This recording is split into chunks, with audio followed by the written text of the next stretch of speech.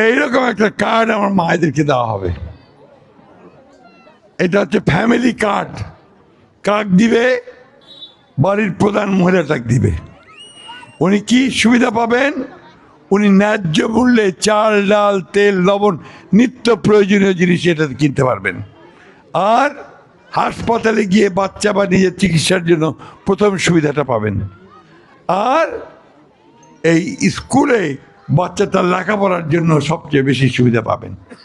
অর্থাৎ আমার মায়ের হাতে একটা শক্তি আসলো, ফ্যামিলি কার্ড, তাই না? এটা তিনি করবেন বলছেন।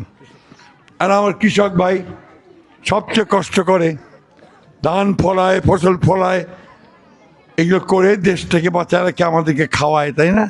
কিন্তু সবচাইতে বঞ্চিত হয় কৃষক ভাই, দাম পায় না। আলু করিল দাম নাই, হিমাগারতে নেয় না, অনেক বেশি দাম। ধান হলো, ওই ধান নেয় না, তাই না?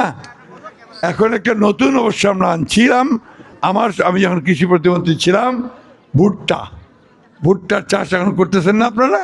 করতেছেন। তো আরও হচ্ছে যে এই কৃষক কার্ড দেওয়া হবে কৃষককে, তিনি ন্যায্য মূল্যে সার পাবেন, বীজ পাবেন, আর সেচের পানি পাবেন। এই কাজগুলো তিনি করবেন বলেছেন।